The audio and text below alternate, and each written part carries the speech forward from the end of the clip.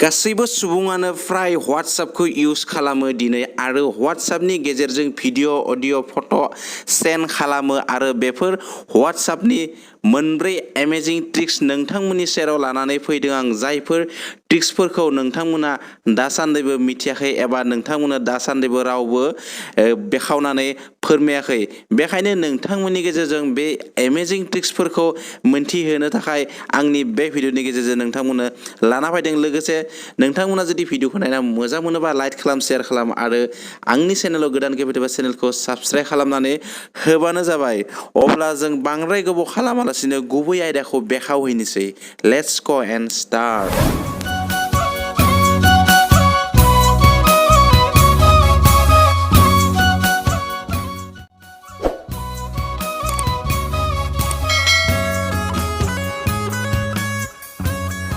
गिबि पइन्टआ जाबाय एबा से नम्बर पइन्टआ जाबाय जेब्ला नखरनि बिमा बिफा आदा बाजै नोंथांनि मबाइलखौ बियो अब्ला गावनि गार्लफ्रेन्ड एबा पार्सनेल कन्टेक्ट नाम्बारफोरखौ हाइड खालामनानै दोननो हायोब्ला मोजां मोनो।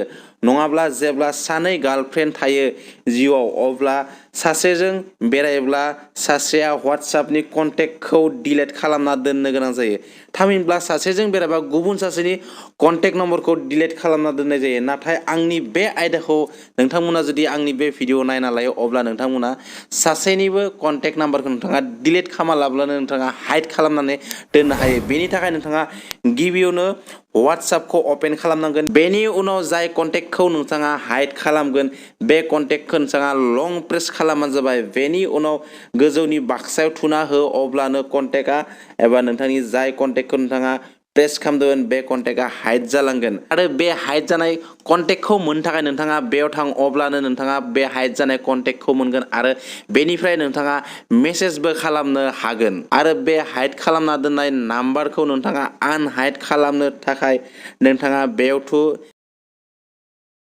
बेनि उनाव नोंथाङा लं प्रेस खालामनो हो आरो बेनि उनाव बेयाव थु अब्लानो आनहाइड जालांगोन नोंथांनि नाम्बारा। बेनि उनाव 2 नम्बर पइन्टआ जाबाय WhatsAppआव लिरनाय एबा WhatsAppनि ग्रुपआव होनाय नोंथांनि मेसेजखौ सोर सोर नायदों नोंथाङा बेखौ मारै बिजिरनानै एबा मारै नागिरनानै दिहुननो हागौ। बेनि थाखाय नोंथाङा आंनि नैबे ट्रिक्सखौ इउज खालामबानो जाबाय। बेनि थाखाय नोंथाङा गिबियावनो नोंथांनि WhatsApp ग्रुपआव थां।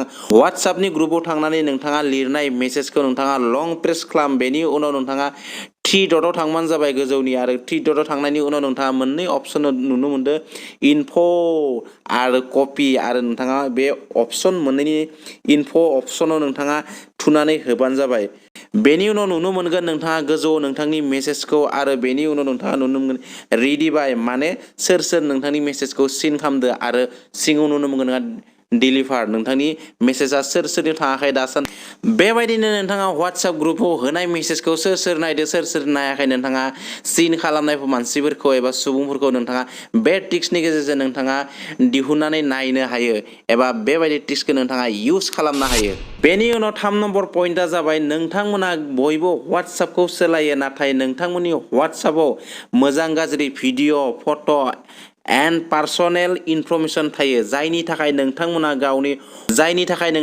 गावनि मबाइलखौ गुबुननो एंगारनानै होनो हाया आरो एंगारनानै होबाबो नोंथांनि WhatsAppआव थानाय गासैबो इनफरमेसन एबा मेसेज गासैखौबो नायजोबो। नाथाय नोंथांमोना ओरैबायदि ट्रिक्स लाना फैदों दि आंनो बेनि थाखायनो WhatsAppआ फिंगारप्रिन्ट लकनि गोदान आपडेट लानानै फैबाय। जाय फिंगारप्रिन्टनि गेजेरजों नोंथाङा गावनि WhatsApp एप्सखौ